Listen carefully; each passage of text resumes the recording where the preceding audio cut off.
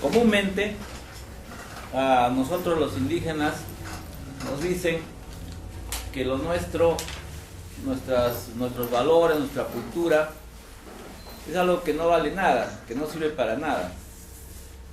Nos enseñan comúnmente a odiarnos a nosotros mismos, a mirarnos en el espejo y a no querer ser nosotros. Eso al margen de cualquier valor estético, qué sé yo, pasa por negar absolutamente cualquier tipo de ciencia, cualquier tipo de conocimiento sistematizado, cualquier tipo de sabiduría, de valor en el sentido del conocimiento humano. Entonces, todos los valores vienen de afuera, de Europa o del norte, ¿no? De Estados Unidos, etc.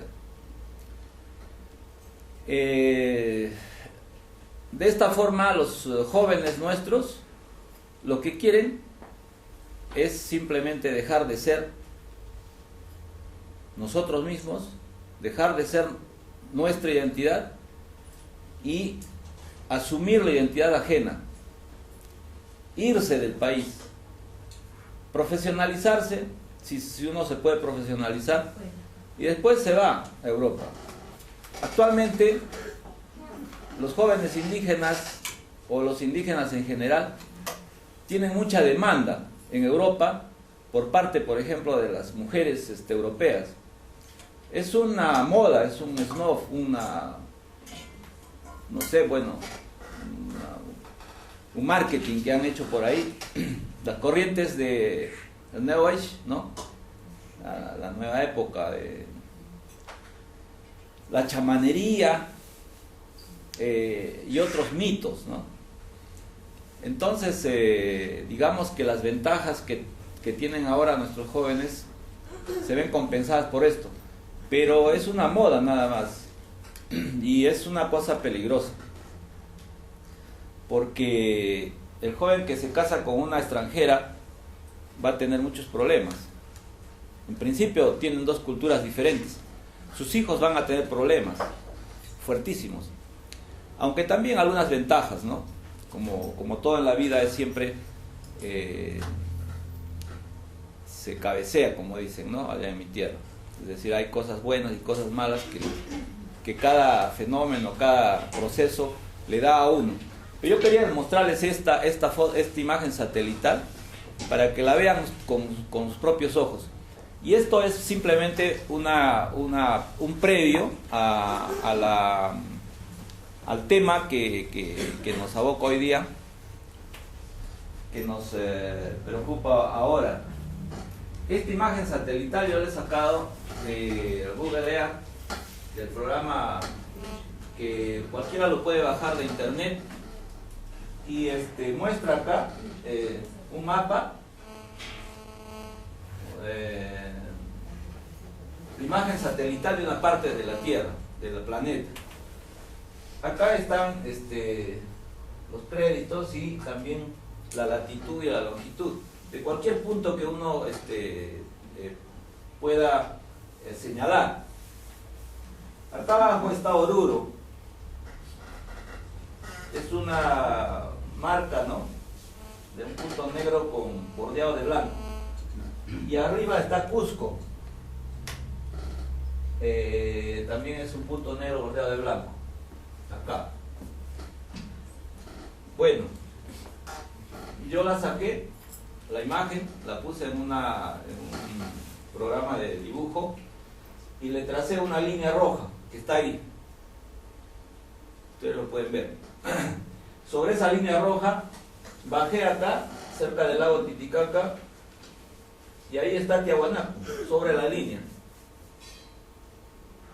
Ustedes pueden hacer el ejercicio y pueden comprobarlo. Más arriba está Pucará, otro santuario pre-inca, en donde hay ahorita restos arqueológicos que también se pueden visitar, que han sido estudiados, etcétera, etcétera. Actualmente hay un debate entre los arqueólogos si Pucará o Tiahuanaco ha sido antes, ¿no? Ha sido la cuna de este proyecto. y más arriba está Cusco. Entre Pucara y Cusco, acá más o menos, está Rachi, en donde está el templo de Huiracocha, que es un lugar también muy visitado por los turistas y de peregrinaje también. Bueno, una de las primeras cosas que hicimos fue hacer una triangulación con un geógrafo para ver si esta línea estaba en 45 grados o no, porque eso es lo que más o menos dice el texto de María Scholten, que es una matemática holandesa peruana, que descubrió este alineamiento geodésico de santuarios a lo largo de la cordillera de los Andes, entre Bolivia y Perú. Bueno, la triangulación geográfica nos da a nosotros una precisión de que esta línea está en 45 grados al eje norte-sur. Eso es una primera cosa, ¿no? Entonces uno se pregunta, bueno, ¿para qué hicieron este alineamiento de santuarios a 45 grados al eje norte-sur? ¿Cómo se hizo? ¿Y para qué se hizo? Que es más o menos las preguntas de cualquier investigador. Bueno, otra triangulación nos permitió medir la distancia que hay de Oruro a Tiahuanaco, de Tiahuanaco a Pucara y de Pucara a Cusco. Y resulta de que hay una precisión de equidistancia, 235 kilómetros cada tramo.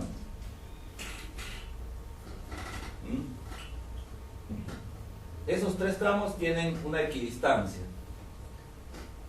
Y faltan muchas cosas que investigar, ¿no?, en este tramo. Porque esta línea no parte de Oruro, bueno, se puede más o menos precisar que más abajo está Potosí. En un mapa de aeronavegación también se puede ver que esta recta es precisa en eso. Si unimos Potosí y Cajamarca al norte peruano, esta línea es precisa en eso, ¿no? Solamente que de Oruro a Cusco, esta imagen satelital es mucho más exacta. ¿Por qué?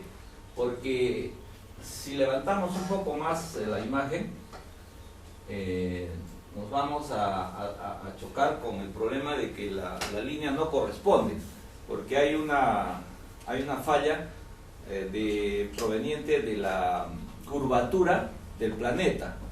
O sea, la imagen satelital se tuerce, ¿no? O sea, esta línea no corresponde, pero en este tramo sí, y en este tramo nosotros podemos hacer nuestras hipótesis y podemos mostrarla como una prueba que no se puede negar de que la cultura andina, nuestra cultura, ha tenido una ciencia y una tecnología muy avanzada, muy avanzada. Actualmente no hay en otro sitio del mundo, no hay este tipo de alineamientos de santuarios.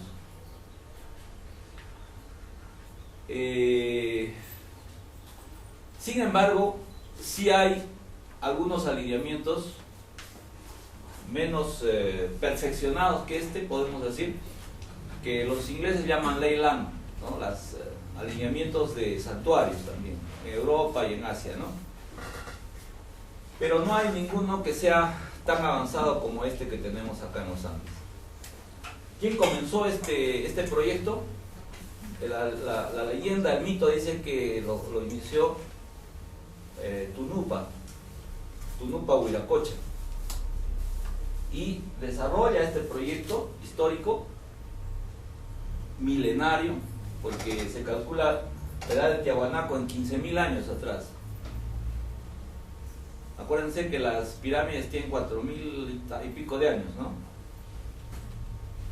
Y la historia en Occidente desde Cristo tenemos 2.000 y un poquito más. Entonces, en la misma línea encontramos una isla que es Samantaní. Samantaní, la raíz aymara, significa escondido, secreto, oculto, misterioso. Amantata o Amantán, ¿no? Entonces, como las leyendas hablan de Manco Cápac y Mama Ocllo saliendo del lago Titicaca y expandiendo la civilización inca, nosotros buscamos al interior del lago qué nos dejaron.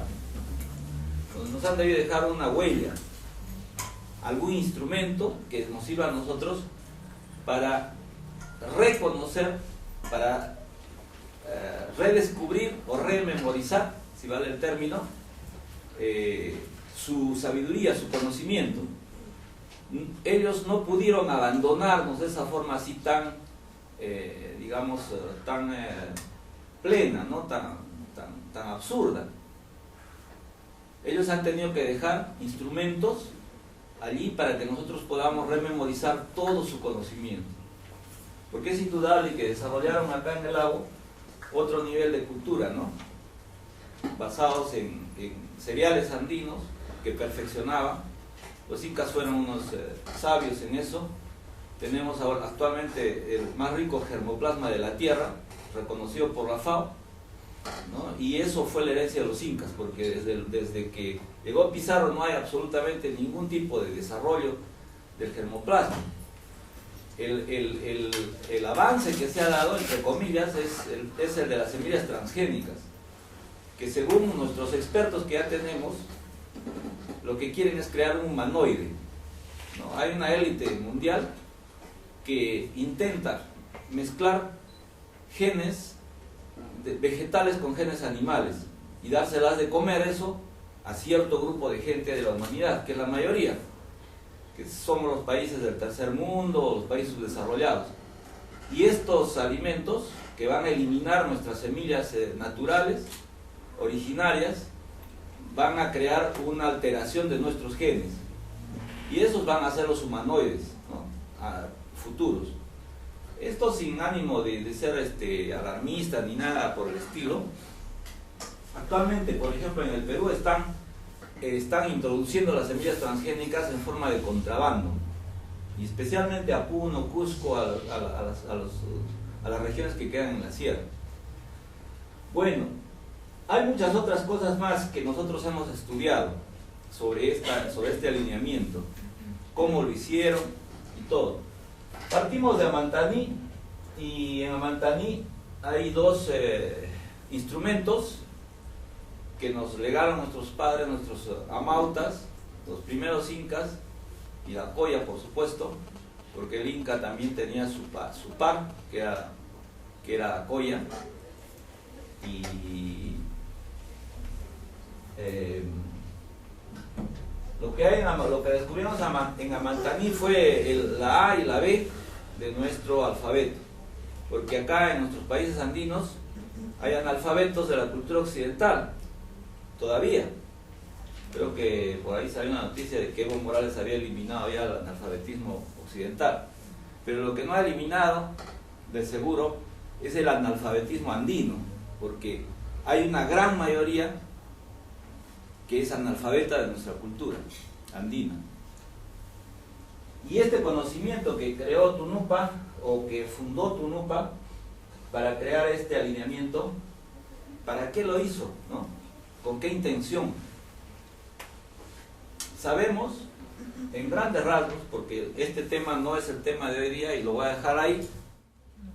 Actualmente en el Perú nosotros estamos ya apuntando a la cabeza de Occidente, y no para destruirlo. Queremos que entiendan nuestra manera de pensar.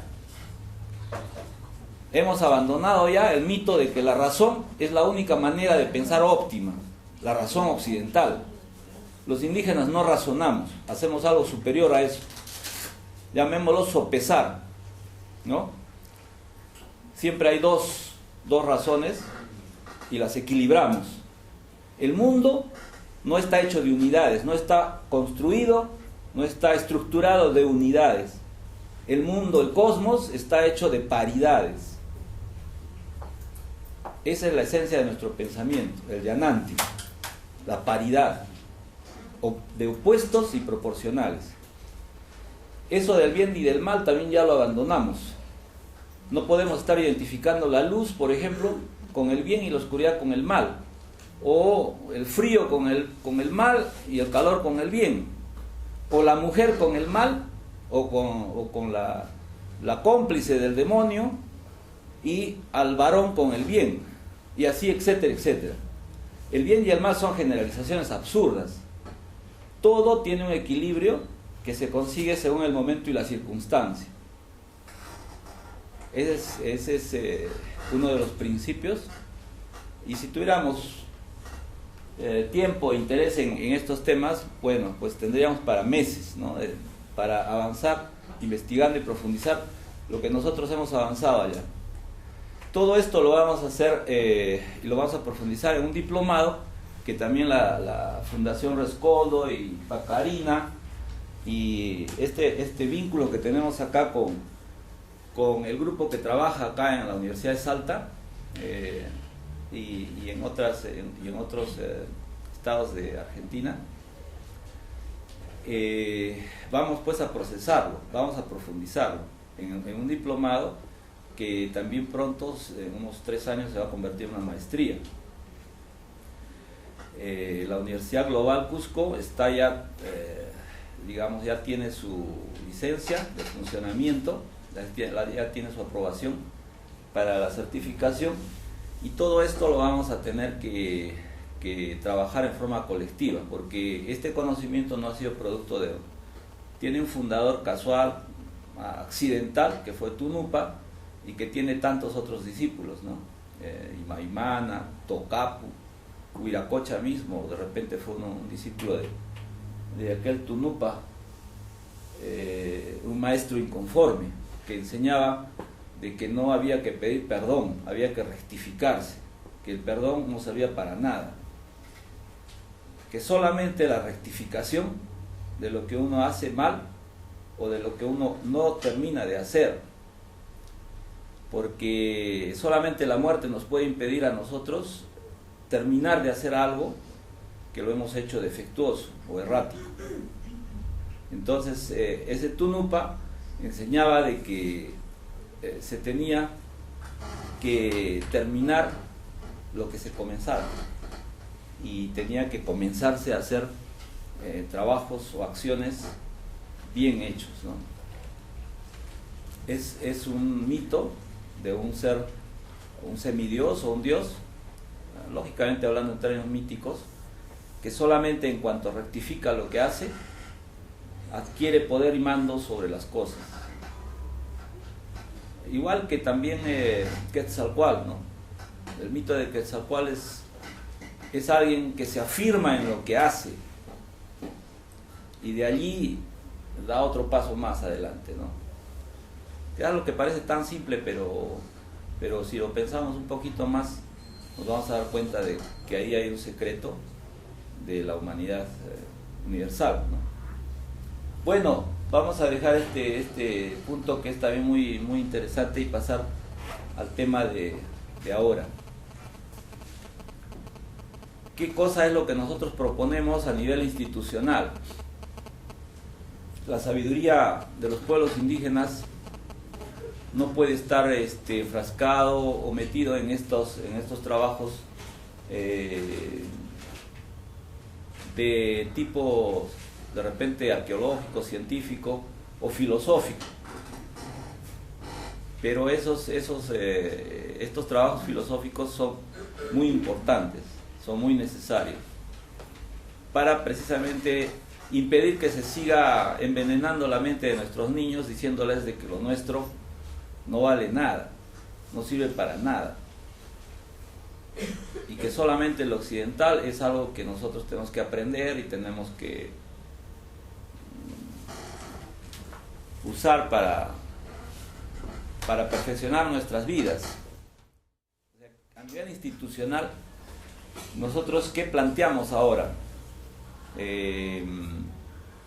Tenemos el eje pues cordillerano de los Andes, países como Ecuador, Perú, Bolivia, Argentina, ¿no? Chile, y bueno, los Andes van a Colombia y luego a Venezuela, y también la cadena montañosa sigue por Centroamérica hasta Canadá, hasta Alaska, ¿sí?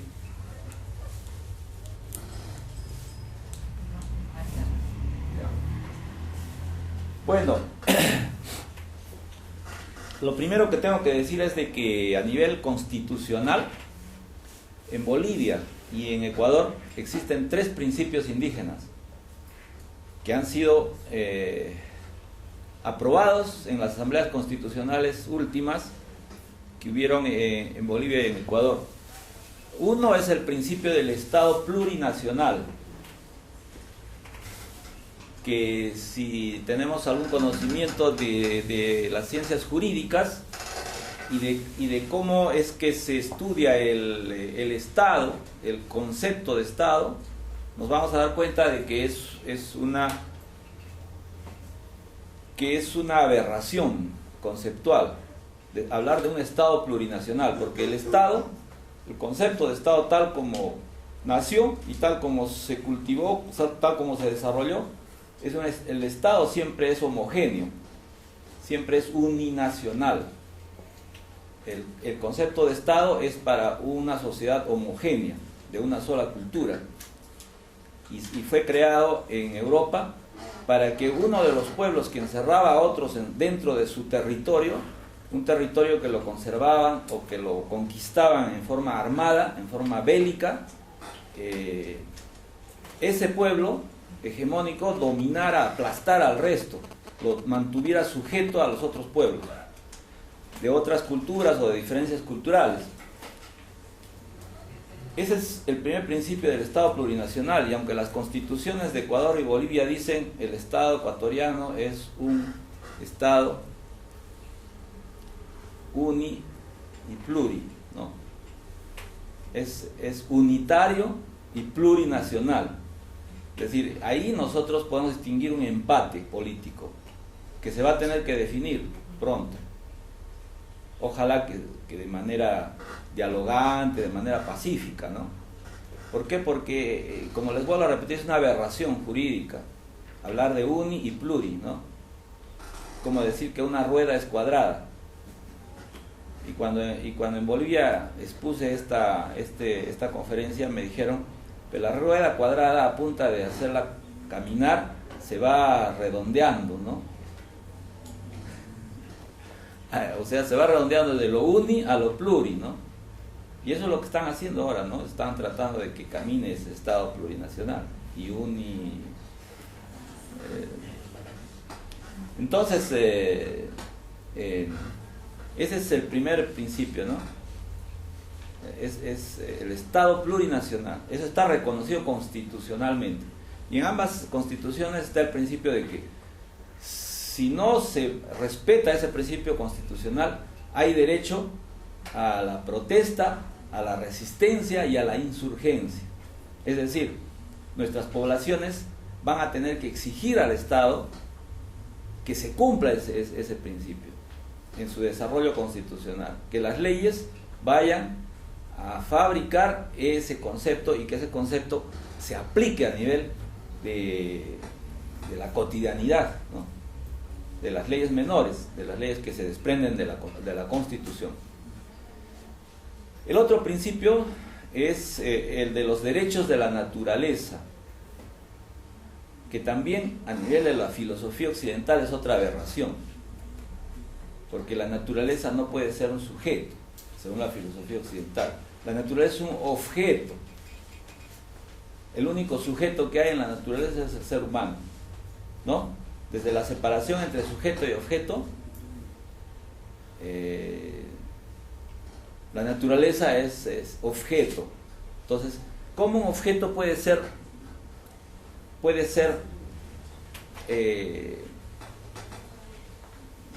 ¿cómo se dice? Puede ser pasible de derechos, ¿no? Para no redundar, porque ¿cómo puede ser sujeto de derechos, ¿no?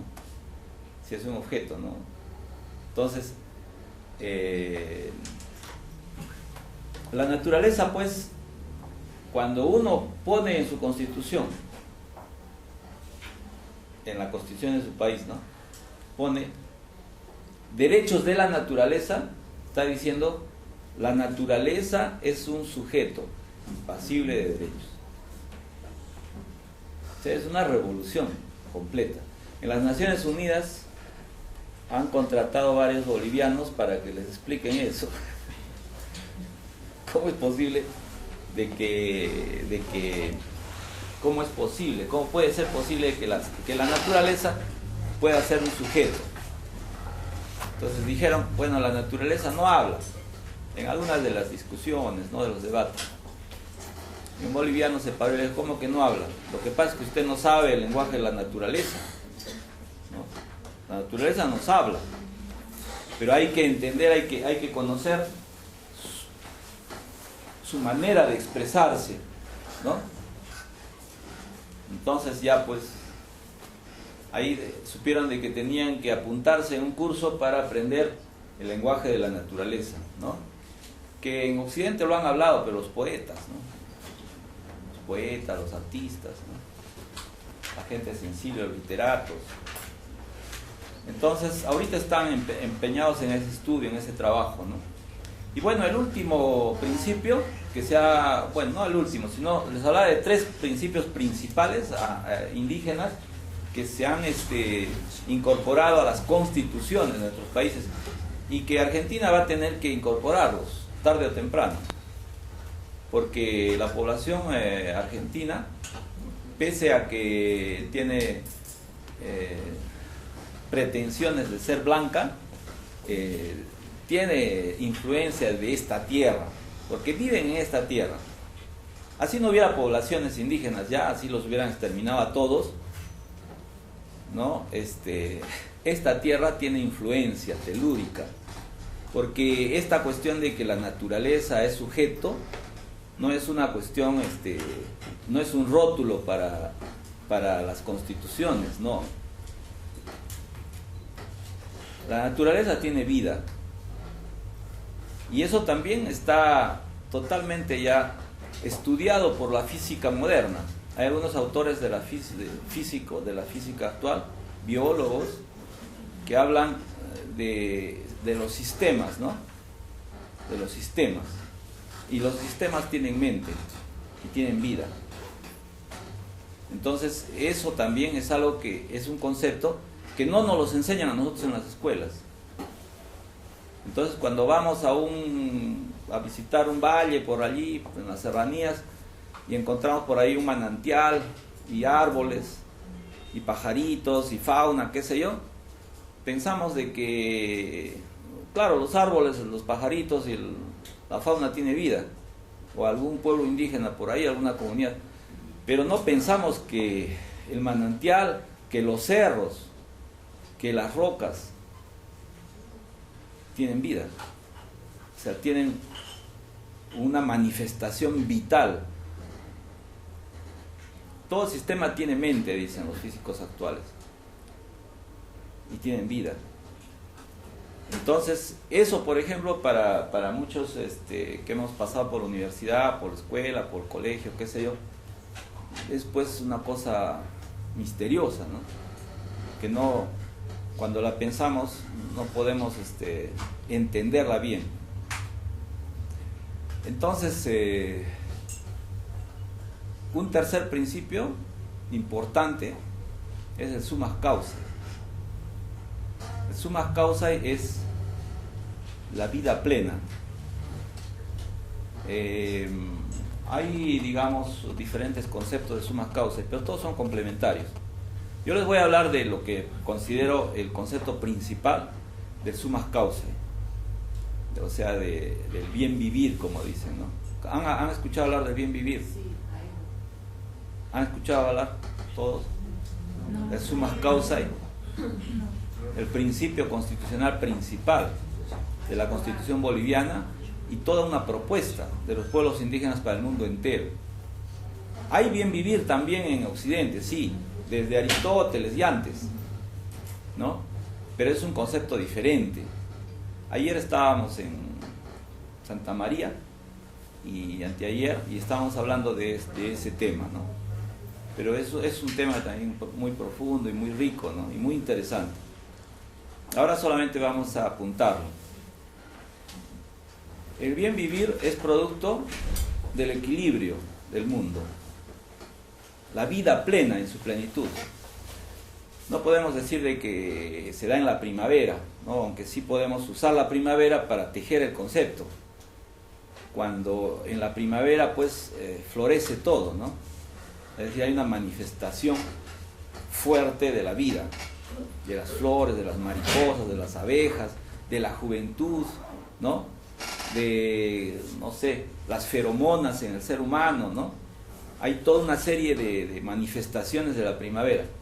Bueno, pero también el invierno es un momento en donde, digamos, los seres descansan, ¿no? Es también muy importante, muy necesario. Pero las dos son manifestaciones del bien vivir. Pero el bien vivir, o el bien vivir bien, ¿no?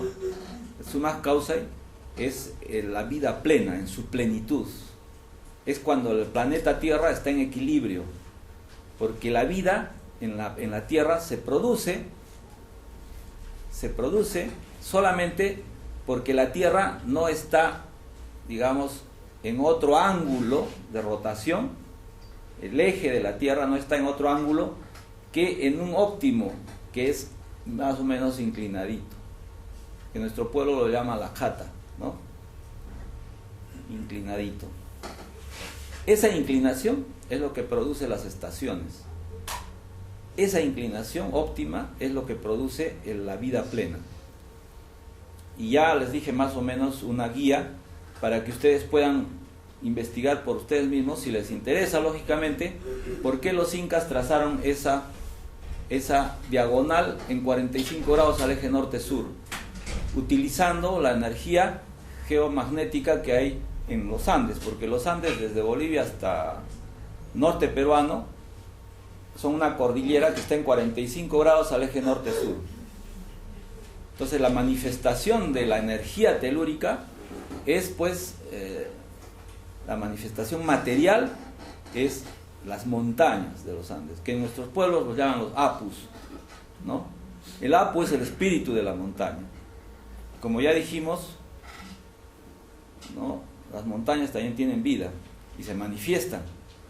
Si nosotros sabemos hablar, si nosotros vamos humildemente buscando esa vida que hay en las montañas, la vamos a encontrar y nos vamos a comunicar con esos seres. Los cristianos los llaman los ángeles o los demonios también, y también han tenido encuentros, ¿no? Tienen encuentros con esas manifestaciones. Nosotros llamamos a esos seres los apus, y una alianza con esos apus es lo que a nosotros los incas nos ha permitido encontrar el equilibrio del mundo, la forma de conservar ese ángulo de rotación. Si no fuera por ese ángulo de rotación, no podría haber la vida en la Tierra tal como la conocemos actualmente. Todavía tenemos amaneceres muy preciosos, muy lindos. Todavía el sol sale todos los días. Pero no siempre ha sido así. Y tenemos que aprender a amar la vida tal como se manifiesta actualmente. Porque lo que se está haciendo, lo que está haciendo la tecnología occidental, que ha olvidado estos principios, está desequilibrando la Tierra, desequilibrando el mundo, desequilibrando las sociedades, desequilibrando la política, desequilibrando la buena relación entre las naciones, desequilibrando la buena relación entre las parejas, dentro de las familias, desequilibrando la relación entre los nietos y los abuelos, entre los hermanos. Es todo un desequilibrio global. Y el mensaje de nuestros pueblos tal vez sirva ahora para tratar de reencontrar ese equilibrio y de mantenerlo. Es muy importante eso. Bueno, entonces esos eran los tres principios que ahora están en las constituciones de Bolivia y de Ecuador. Y no porque haya habido algún favor o algún tipo de piedad, ¿no? Sino porque nuestros pueblos han convencido ya de que se asuman estos principios a nivel constitucional. Entonces, de estas constituciones van a emerger otras leyes menores que van a intentar hacer esto que les estoy diciendo, que es reequilibrar el mundo, ¿no? Entonces, repasemos: son el Estado plurinacional, los derechos de la naturaleza y el sumas causa, el buen vivir, pero el buen vivir nuestro, originario, andino, ¿no?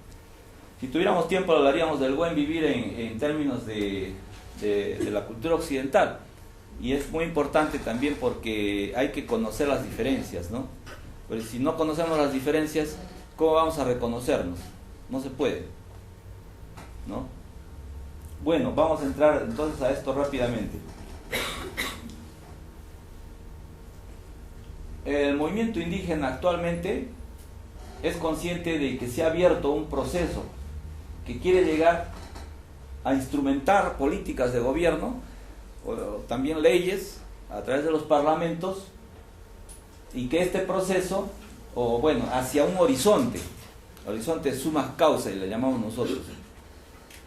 García Linera, vicepresidente de Bolivia, sigue empeñado, a pesar de su cercanía con los indígenas bolivianos, sigue empeñado en plantear el horizonte del socialismo, y el socialismo del siglo XXI. Nosotros queremos convencer a los socialistas del siglo XXI de que el socialismo originario, nuestro socialismo andino, es un socialismo mucho más antiguo que todos los otros socialismos, y que nuestros principios no tienen nada que ver con Marx, ni con Engels, ni con Mao, ni con ningún otro pensador extranjero, ¿no? Nosotros tenemos un socialismo antiquísimo y que podemos volver a hacerlo funcionar, ¿no? Entonces, ese es el horizonte summa causa. Este proceso, lógicamente, es prolongado o de intensidad controlada y tiene que ser cada vez más sistemático y radical. Radical no significa extremista, radical significa hacer las cosas bien, ¿no? Ir a las raíces. Las políticas tienen dos orígenes, sentidos o direcciones: desde el gobierno hacia las bases y desde las bases hacia el gobierno, ¿no? En todo orden de cosas. Vamos a ver si esto funciona. Ya. Los principios del modelo summa causa y del gobierno. Hay tres principios y un derivado. Alin Munay es siente bien, quiere fuerte, ¿no? Es el criterio volitivo. ¿Con qué funciona la voluntad? ¿Con la razón o con el sentimiento? La voluntad finalmente, ¿a qué responde? Al sentimiento. Nadie decide con la razón. Nadie. La razón solamente nos da datos. Y a veces, contra la razón, contra esos datos que nos da la razón, nosotros decidimos lo contrario. Que creo que es la mayor parte de las veces. A ver, piensen ustedes. Bueno, es el Alin Munay. Siente bien, ¿no? Quiere bien. Maneja bien tu voluntad, ¿no? Eso es lo que significa el Alin Munay. Esto fue cambiado por la conciencia, digamos, cristiana. No con mala fe ni con intenciones nefastas, sino simplemente porque así lo podían entender. No robes, ¿no? Ama sua, no seas ladrón, porque el ladrón desea bienes ajenos, desea a la mujer de su prójimo, desea a robar, ¿no? De esa forma la conciencia cristiana, que siempre funciona por el mal. No robes, dijo, ¿no? Pero el Amauta andino dice Alin Munay, quiere bien, ama bien, desea bien, ¿no? Ese es un mandato de fuerza, ¿no? En afirmación. Así se educa a los niños en las comunidades. No se les educa diciéndoles no seas ladrón, no robes, ¿no? Porque ya pues el niño dice, ladrón, ¿qué cosa será eso? A ver, voy a probar, dice, ¿no? Y ahí viene ¿cómo se llama? Lo que uno hace cuando quiere pecar, la tentación. Y la tentación es fuerte, ¿no? Así que la mejor manera de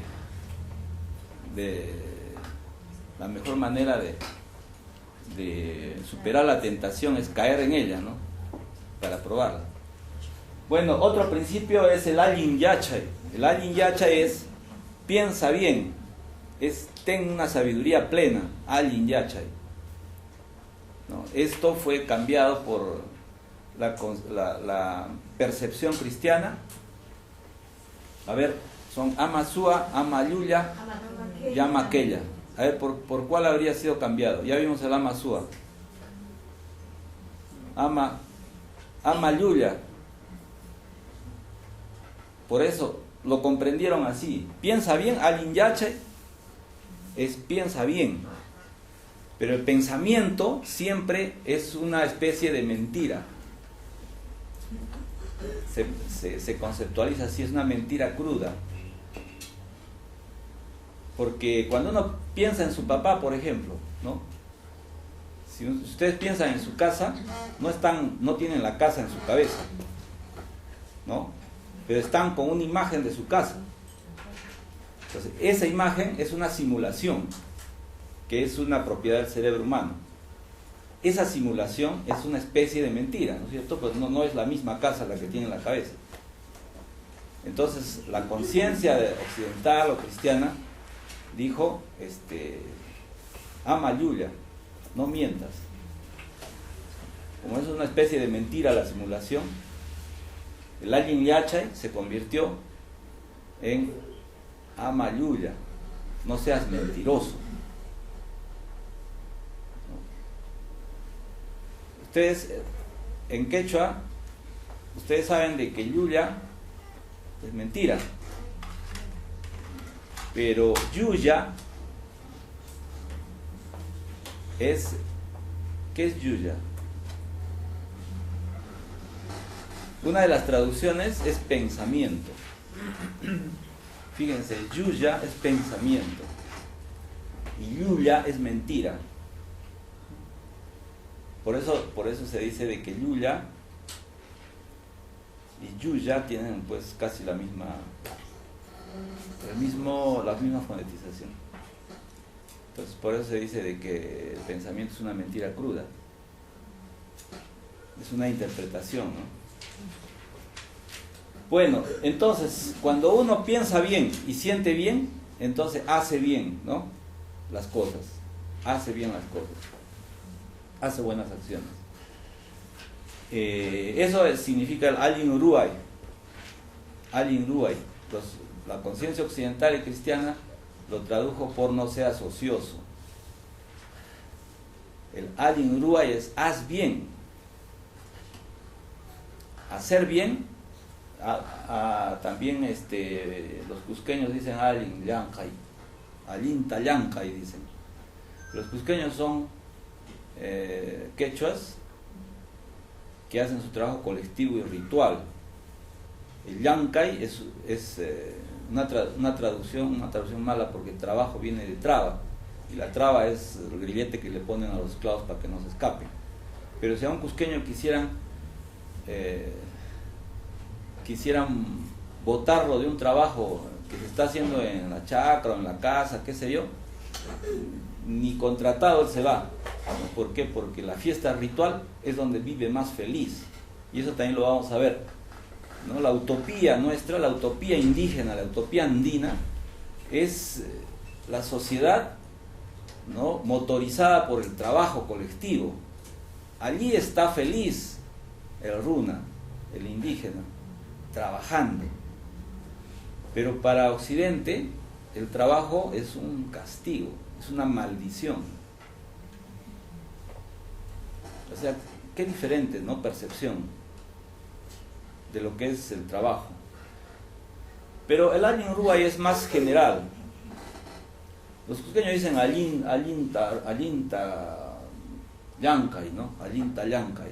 Incluso la misma expresión alinta llancay nos lleva a referirnos a un trabajo colectivo, medio brutal, ¿no? O sea, es un trabajo que hacen. Si ustedes los vieran a los paisanos con sus chaquitajlas en los andenes, rompiendo la tierra, rompiendo el pasto, ¿no?, que hay en la tierra, la mala hierba, o sea, en su acción, ¿no?, de romper la tierra, verían el retrato de lo que es el Alin Tallancay, ¿no?, haciendo un trabajo rudo, ¿no?, rompiendo la tierra, sacando las champas de los terrones, o también cosechando las papas, ¿no? y las mujeres, los niños recogiendo las papas por detrás de la cuadrilla que le toca, ¿no? Y la mejor cuadrilla, ¿cuál es? La mejor cuadrilla es la de los Collanas. Los Collanas es uno de los 4 barrios de la comunidad que hasta ahora existen. Eso de utopía, de un lugar que no existe, ¿no? Utopía es inexistencia de un lugar, ¿no? Que no tiene sitio. Eso significa utopo, ¿no? Utopía. Pero actualmente en el Perú hay como 6.000 comunidades. De esas 6.000 comunidades, muchas están en deterioro, pero otras están rehaciendo. Y esas comunidades que se rehacen y esas comunidades fuertes todavía están divididas en 4, o sea, en 4 barrios. Es la dinámica del Taua, ¿no? De la Taua, del 4, de la cruz. Ahí vive el Tahuantinsuyo. Los niños ahí aprenden los valores, estos que les estoy refiriendo. Sino que como la escuela está ahí, como los curas están ahí, como la policía está ahí, entonces los medios, ahora, la televisión, con DirecTV, etcétera, etcétera, internet, ¿no? Las cabinas invaden las comunidades. No les permiten a nuestros niños hacer lo que nosotros, un grupo de élite que éramos hace unos años, ahora somos más, ahora somos muchos más, y no solamente en Bolivia, ¿no? En Bolivia dice somos más, ¿no? Y por eso gobiernan, sino en todo el Perú y en Ecuador. Nosotros procesamos este conocimiento, que lo vemos allí en la comunidad. Uno de los 4 barrios, les decía, es el barrio de los Collanas. Y Collana es Colla-na, ¿no? Cuando uno pone el sufijo na, está sustantivizando una raíz, colla, ¿no? Por ahí en Santa María me preguntaron qué significa colla, ¿no? Dijeron algo así como lo más puro, ¿no? Pero no sé, me hicieron pensar, pero yo no estuve muy de acuerdo. Pero podría ser, ¿no? El Collana es el que hace mejor las cosas. El barrio Collana es el que gobierna. Les decía de que cuando uno ve a los Collanas participar en una competencia de trabajo colectivo, en la siembra, por ejemplo, uno se da cuenta de la diferencia entre los Collana, los Payán o los Callao, ¿no? O sea, de los otros barrios. Y ahí uno ve, pues, una maquinaria, ¿no? Un ser vivo, actuando, con la linta llanja, ¿no? El trabajo ritual. Y ve la felicidad de la gente, porque trabajan cantando, ¿no? En el canto, uno cuando es niño siente lo que es el bien vivir, el sumas causa. El niño absorbe esa satisfacción de vivir, esa felicidad de vivir. Y eso no se olvida nunca. Eso le sirve a uno para cuando está en dificultades, para cuando está sometido al estrés, a la neurosis, ¿no? De vivir en una sociedad, en una ciudad como, no sé, Salta, Buenos Aires, Santa Fe, Córdoba, Lima, Arequipa, ¿no? Y eso es algo que nos sirve a los indígenas para poder sobrevivir. Porque un pueblo que conoce la felicidad no se lo olvida nunca. Y puede estar en la peor pobreza, en la peor tortura inclusive. Puede estar con un poquito de vida así agonizando y uno está con una sonrisa en la cara. Eso es algo que uno aprende y ya no olvida, pues. Y eso se traduce en esta palabra que se llama Ainin. Ainin. ¿Ustedes saben lo que significa Ainin? Se traduce en la conciencia cristiana o occidental como el hoy por ti, mañana por mí. Pero no es eso propiamente. Es mucho más que eso. Es que cuando uno trabaja en la casa del vecino para componer su techo en su chacra, para ayudarle a sembrar, porque le faltan brazos para su chacra, ese vecino no lo olvida nunca. Y le va a faltar tiempo y le va a faltar deseos para hacer recíproco ese trabajo, o sea, para devolverle al que ha dado algo de esfuerzo por su trabajo, por el objetivo de su trabajo. Eso en términos generales es el Ainin. Cuando se trabaja en Ainin, ¿no?, se ve también la proyección del tiempo. Ese tiempo tiene que volver. Esa es la devolución. Aini también se hace cuando uno le lleva una comida, una fuente de comida a una familia en donde la mamá, por ejemplo, está enferma, ¿no? Y uno sabe de que esa familia tiene problemas para preparar su comida. Entonces uno le lleva la comida, no por requerir mayor agradecimiento ni nada, simplemente de que uno está en la obligación, y porque además esa obligación nace del cariño, del amor, del afecto, ¿no? Uno dice, tengo que llevarle comida, ¿no? ¿Por qué? Porque está enferma la señora, ¿no? Está enferma la Juanita, está enferma, qué sé yo, y uno le lleva la comida y les da de comer a sus hijos, ¿no? Le invita al esposo, le invita al abuelito, ¿no? Y eso es de ida y vuelta, ¿no? Eso es el Ainin. Y bueno, este conjunto de valores, de principios, conforman pues el buen vivir bien, el bien vivir bien, ¿no? O el sumas causa, o el sumas camaña en Aymara, o el alin causa también, ¿no?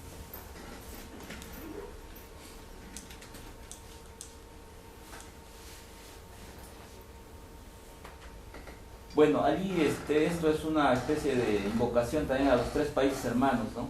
El Perú está rodeado ahora por Perú y Bolivia, por otro lado está Brasil, ¿no? Ecuador y Bolivia ahorita ya tienen constituciones en donde los principios indígenas están pesando fuerte, están presentes. Pero ya el horizonte summa causa es el que se avisora allí, ¿no? Nuestra gente asume eso. Y también peruanos, bolivianos, ecuatorianos están en este proceso hacia un horizonte, sumas causas. El nuevo gobernante que tenemos es un poco tímido, Ollanta, Humala, y por eso todavía no entra a este lenguaje, a estos términos, pero poco a poco, pues no. Peor era Toledo, ¿no? Poco a poco se está avanzando. Nosotros decimos que es el horizonte del socialismo andino amazónico, el proceso confederacionista que iniciara el Inca Yupanqui Pachacuti, basado en el socialismo originario andino, cuya antigüedad tiene por lo menos 5.000 años. De edad comprobada del origen civilizatorio de la ciudad-estado más antigua del mundo, que es Caral, queda al norte de Lima. Caral, y acá aumentamos un link donde hay un video muy interesante de Caral. Lo que demuestra en este video, que está preparado por unos arqueólogos que trabajan en Caral, es de que Caral es el ingreso a la civilización de seres humanos, ingresando a la civilización, pero sin guerra, sin violencia. Y eso es novedoso para los arqueólogos, porque hasta la fecha habían visto que en todos los trabajos que habían hecho en el mundo entero sobre el ingreso a la civilización de los seres humanos, siempre habían encontrado guerra, ¿no? Instrumentos bélicos, armas, mucha gente sacrificada, muerta, etcétera, etcétera. Pero en Caral no encuentran todo eso, más bien encuentran semillas, alimentos, ¿no? Objetos de labranza, etcétera. Es interesante ver. Yo creo que este documento lo podemos dejar para que lo tengan, lo copien y vean ese link de ahí de Caral, ¿no? Y también no sé si estará en un CD que estamos ofreciendo, y que no sé si está este power, pero bueno, lo podemos copiar. Los objetivos principales del proceso son la recreación de dos características principales de una organización macrosocial andino-amazónica. Un Estado racimo o Estado confederativo y un Estado paritario. El Estado paritario es algo que todavía se está discutiendo mucho. En la constituyente boliviana se hablaba de derecho paterno y derecho materno, pero desapareció de la discusión constitucional, porque es muy difícil. Y es muy difícil porque las mujeres, a pesar, por ejemplo, de que Evo tuvo, en su último gabinete, tuvo la mitad de hombres y la mitad de mujeres, bueno, las mujeres han sido muy maltratadas, pues. No solamente en estos últimos 500 años, sino antes también en Europa, fueron totalmente maltratadas. Y se les desapareció del poder político. Es más, hace poquito nomás comenzaron a votar. O sea, en las elecciones. Se les reconoció el voto. Entonces, el Estado paritario es un Estado coyuntado en dos. Vale decir, dos estados paritarios, uno de varones y otro de mujeres. En el Tahuantinsuyo, en la ciudad inca, era el Hanansaya y el Urinsaya. Y el Hanansaya y el Urinsaya todavía existe en las comunidades, por ejemplo, del Perú, de Bolivia, de Ecuador. Los Hanansayas son los que viven desde cierto nivel, porque como las comunidades siempre viven en laderas, ¿no? Y Catamarca, por ejemplo, significa ciudad, pueblo en la ladera. Y todos los pueblos, o bueno, 99% de los pueblos en los Andes viven en laderas. Entonces de la mitad para arriba es Hanansaya y la mitad para abajo es Urinsaya. El otro corte se da en los pueblos. El pueblo se construye sobre horizontal. Entonces una línea marca Hanansaya, Urinsaya, y la otra línea marca el Suyu, ¿no? De la Saya y el Suyu. El Suyu ya parte en 4. Entonces, esto del Hanansaya y Urinsaya en el Incario se tradujo en los Hanan Cusco y los Urin Cusco. Y los Hanan Cusco eran gobernados por Mama Oglio, por las collas, por las mujeres. Los hombres ahí eran accesorios. Y al revés, en el Urinsaya el gobierno era del varón, o el primero que funda Cusco, Manco Cápac, ¿no? Y las mujeres son accesorias. Pero eso quiere decir que ser accesorio no significa ser menos importante, ¿no? Porque cuando uno habla de complementariedad, los dos son complementarios. No uno es complementario al otro, sino ambos son complementarios. Entonces, cuando se habla de accesorio, se habla de algo tan importante como lo principal. No, que nosotros estamos acostumbrados a siempre ver a uno arriba y uno abajo, ¿no? Pero no estamos acostumbrados a esta lateralidad de los hermanos, ¿no? Por eso también cuando Manco Cápac y Mama Oglio hablan de su paridad, de su sentido de pareja, dicen también somos hermanos.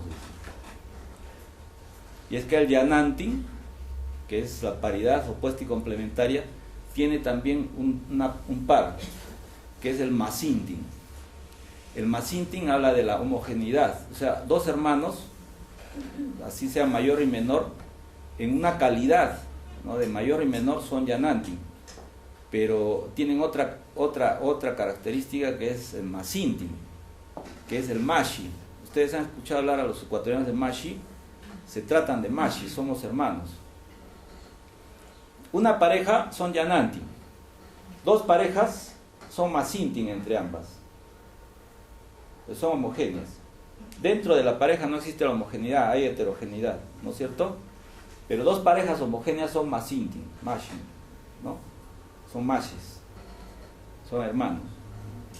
Por eso muchos historiadores o qué sé yo que leen, estos eran incestuosos porque son hermanos, dicen, Manco Cápac y Mama Oglio eran hermanos y eran pareja, entonces es un incesto. Los incas eran incestuosos, se casaban con sus hermanas, dicen, ¿no? Porque hacen una mala interpretación.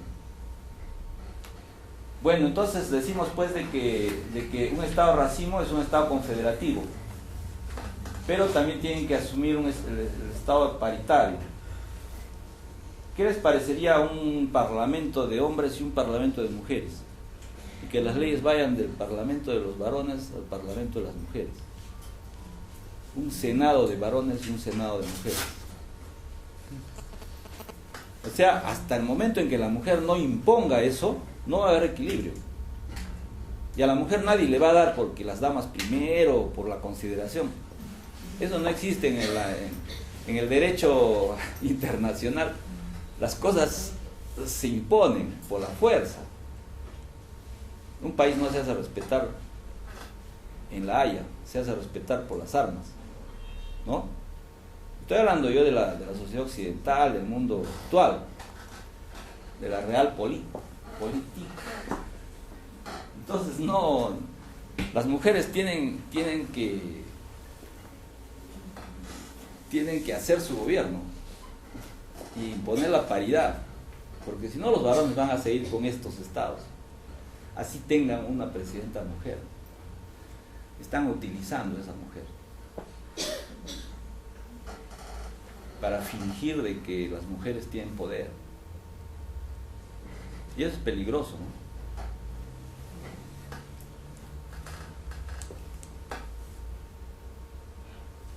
Bueno, en la región centroandina, Ecuador, Bolivia y Perú, más lentito es el Perú, más rápido es Bolivia, y Ecuador, no sé, cojea, ¿no? Con correa.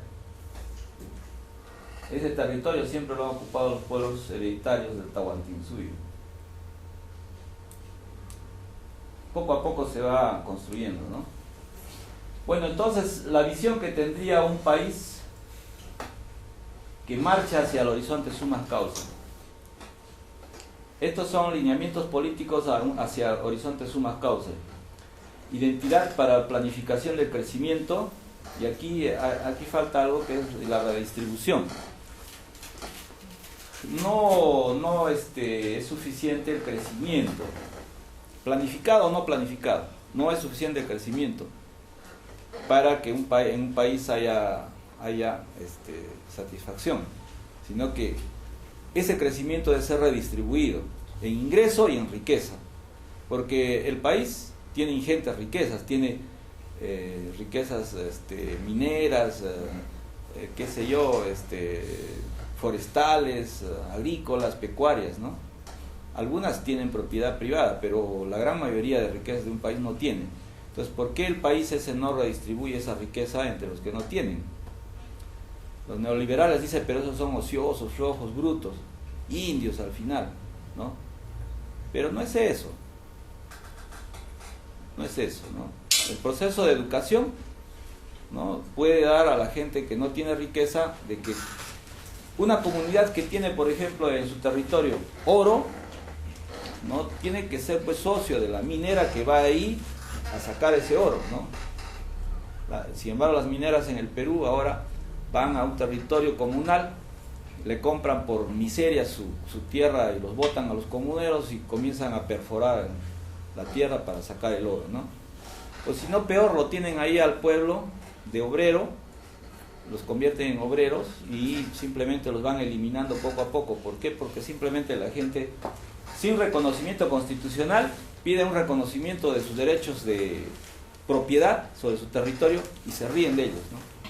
Alan García decía, es que ustedes son perros del hortelano, que no comen ni dejan comer, ¿no? Entonces, dejen comer pues a las multinacionales, y a los perros los sacaban a patadas, ¿no? Quisieron que en Bagua a los amazónicos los iban a sacar a balazos, y los amazónicos están armados. El proceso de guerra interna había creado las rondas campesinas, las rondas comunales, las rondas indígenas al final. Esas rondas tenían armas, y cuando supuestamente se pacificaron, dijeron, bueno, a estos indios les hemos quitado las armas ya, entregaron las armas. ¿Y quién va a entregar las armas cuando ha sido atacado 100 veces? Ustedes entregarían, por ejemplo, las armas si los han atacado 100 veces y le dicen, ya nadie los va a atacar, entreguen sus armas? Claro que todos las han enterrado, las tienen por ahí, ¿no? con munición o sin munición, pero las tienen. Y la policía en Perú pensó que pues iban a matar dos indios ahí y los otros iban a salir corriendo. Pues no fue así. Y hubo un conato de guerra, ¿no? En Bau. Y la policía salió perdiendo, ¿no? Claro que después llegaron los refuerzos del ejército, todo. Y bueno, los indios tuvieron que escapar, ¿no? Pero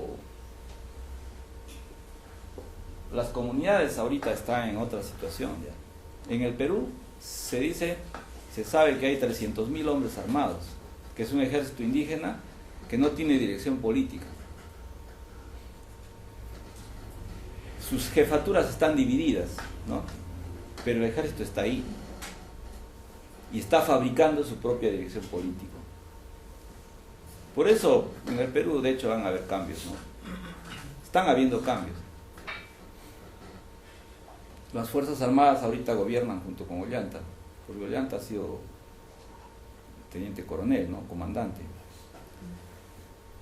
Pero se tiene mucho temor a usar estos términos, estos principios, estos valores, ¿no? Porque el otro sector criollo todavía es muy fuerte, controla el poder mediático, controla la economía, ¿no? Todo, todavía hay un control total, férreo.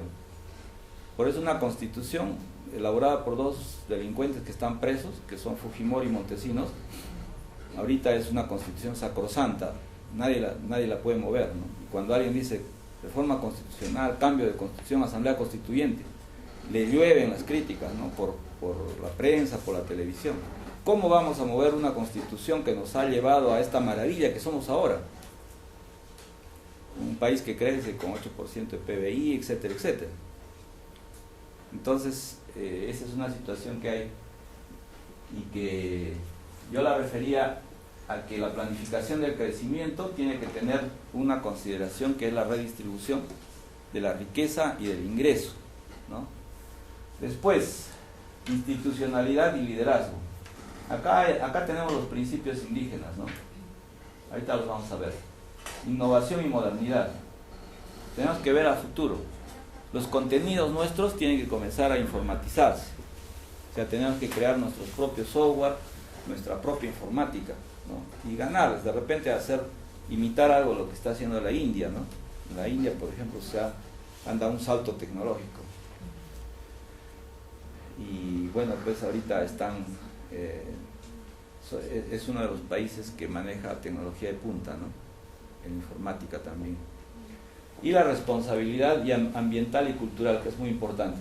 Un equilibrio en estos 4 principios nos va a dar este gobierno hacia el horizonte summa causa, ¿no? Summa causa es identidad para el bienestar social comunitario. El ideal andino del summa causa no coincide con aquel que gira en torno al endiosamiento del mercado, el mercantilismo y el consumismo desbocado de los ciudadanos, ni con la pasión por la rentabilidad financiera como fin último de la vida. La andina es otra. Se trata de hacer juntos y bien las cosas cotidianas, como producto del equilibrio entre el pensar bien y el sentir bien, o equilibrio entre el yacha y el munday.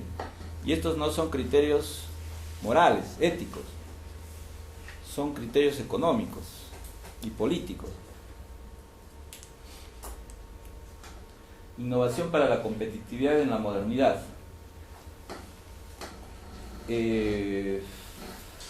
Nuestros países tienen que darse cuenta de esto rápidamente, ¿no? Porque la competencia con los países desarrollados es sobre esto de la brecha digital. La brecha digital es ahora la forma como se expresa la brecha tecnológica. Y si nosotros no somos capaces, como ya dicen muchos teóricos, sociólogos, filósofos, economistas, si nosotros no somos capaces de crear nuestra propia ciencia, nuestra propia tecnología, basada en nuestras raíces locales, y eso no por un capricho, sino porque nuestro medio geográfico, climatológico, nuestro medio, que es latitud y longitud muy particular, ¿no?, con respecto a otras latitudes y a otras longitudes del mundo, no se puede manejar sin una tecnología propia que tenga sus raíces acá. Porque si nosotros intentamos utilizar una tecnología desarrollada, por ejemplo, en Italia o en la China, para acá, vamos a fracasar. Vamos a fracasar. Hay pues un millón de experiencias de este fracaso, ¿no?, de este fracaso. Así como se requiere eficientes sistemas viales y transporte para el comercio de bienes, nuestros países requieren conectarse con superautopistas en los sistemas globales de información. Debemos hacer un gran esfuerzo hacia una modernidad andina. Esto no tiene ninguna connotación, no tiene nada que ver a seguidismo de la modernidad como concepto, ¿no? Ustedes saben que la modernidad ya es un concepto que implica muchas cosas. Integrando gestión de tecnologías de información y comunicaciones a nuestras estrategias de desarrollo nacional, regional y local para tomar ventaja de las soluciones disponibles en el mercado. Y bueno, finalmente tenemos que tener contenidos nuestros. Estos conceptos que yo les estoy informando, nosotros estamos metiéndolos a internet, ¿no? Y mucha gente ya nos escribe y nos pide que le demos más información con respecto a esto. Y muy pronto vamos a hacer nuestro diplomado. Felizmente tenemos a esta Fundación Rescoldo acá, a Pacarina, ¿no?, y todo esto, que estamos conformando una red de investigadores que desarrollen estos contenidos para que podamos pues usarlos, ¿no?, muy pronto en gobiernos nuestros, ¿no? Bueno, aquí se habla de los contenidos, ¿no?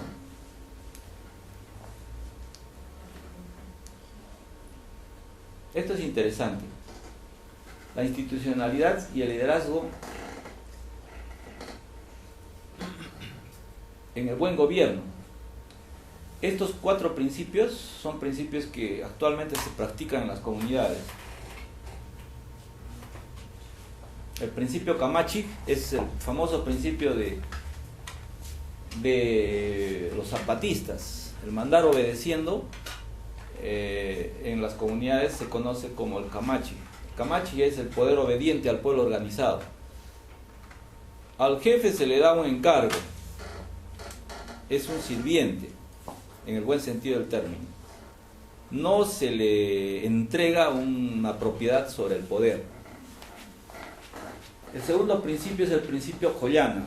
Ya vimos qué significa el Joyana, ¿no? Joya es el que mejor hace las cosas. Se puede traducir como el más puro también, porque también internamente en su espíritu es el mejor. Y todos pueden ser los mejores. Si se esfuerzan, todos pueden ser Joyanas, ¿no? Pero ser Joyana en una comunidad es pues algo muy muy importante, ¿no? Muy especial. Cada uno se gana ese sitial, ¿no? Cada familia, cada niño.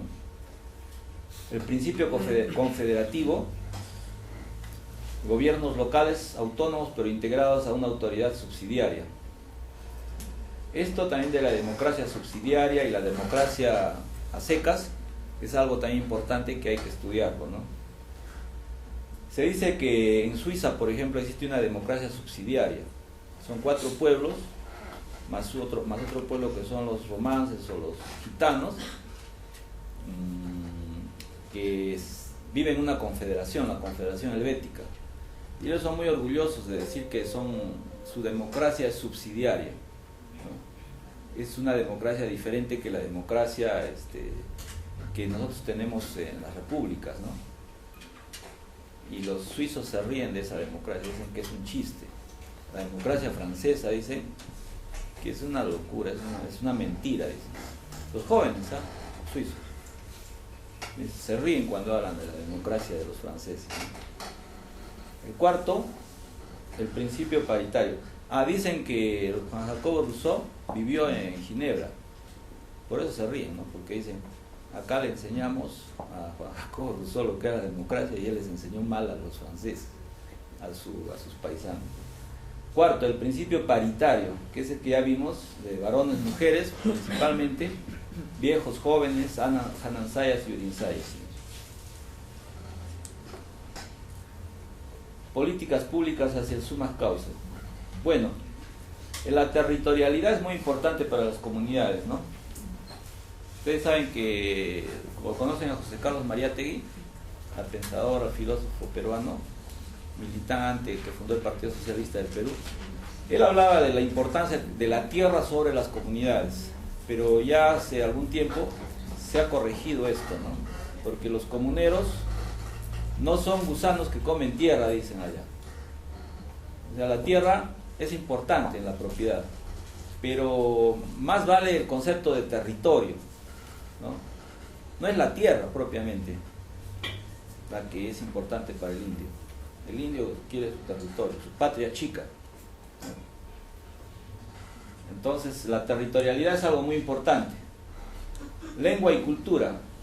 Esto es políticas públicas en el sentido de desarrollar leyes para que estos conceptos puedan ser ejercidos en forma equitativa por las comunidades, sobre todo, también pueden ser por las familias que viven en las ciudades, en los barrios pobres, digamos, ¿no? Marginales de las ciudades. La lengua y la cultura, igualmente, y la memoria e historia. Las políticas públicas deben ser parte de un proyecto de recuperación de la memoria histórica que se expresa en una serie de instituciones, como por ejemplo las mingas, las asambleas comunales, los cabildos, como partes integrantes de las dinámicas de gestión pública con estatus y reconocimiento oficial. Esto de la memoria y la historia es algo muy, muy importante, porque estábamos hablando en estos días pasados de lo que es la pedagogía de la desmemoria, ¿no? Que creo que ustedes ya también la han trabajado un poco. Y es algo que hay que desarrollarlo, ¿no? Porque la historia la escriben los vencedores, pues, ¿no? Entonces la memoria que queda es la de los que han aplastado a otros pueblos. Aunque no signifique que todos los seres humanos tenemos ese ánimo de aplastar al otro, ¿no? Al vecino. Pero la historia pues la escriben así.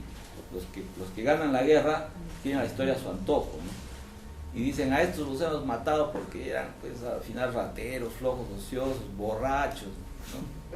Homosexuales, eran gente despreciable, ¿no? Que había que desaparecer del mapa porque esto podía contaminar a nuestros hijos. Entonces esa deformación, ¿no? Esa es lo que se llama la pedagogía de la desmemoria. Y si nosotros analizamos la historia, bueno, ningún indígena ha escrito, ¿no? Cómo fue la guerra, por ejemplo, de las Pampas, ¿no? Cómo exterminaban a los indios de forma sistemática, ¿no? Entonces no los pudieron matar a todos. Los que sobrevivieron tuvieron hijos, nietos, etc. Actualmente sus nietos, sus tataranietos de estos que sobrevivieron pueden recordar. O sea, la memoria genética es algo que funciona. Pueden recordar grandes sucesos, procesos, pero también pueden recordar situaciones muy específicas. O sea, de repente algún psicólogo o neurofisiólogo podría explicarnos cómo se da eso, pero se puede dar. Y hay que buscar hacer esa historia y esa pedagogía de la memoria, ¿no? De recordar cosas verídicas, no enseñar mentiras a los niños, porque lo peor es enseñar mentiras. Así el niño aprende no solamente las mentiras, sino que aprende a mentir también, porque cuando se da cuenta de que lo que le han contado es mentira, ya la degenera, ¿no? Degenera eso y se vuelve método. Entonces la mentira como método es una cosa que hay que aborrecer y hay que desaparecer. No sé, ¿están cansados ya? Podemos hacer un cortecito de un ratito. ¿Podemos hacer un corte o terminamos mejor para hacer un diálogo? ¿Sí? Ya pues.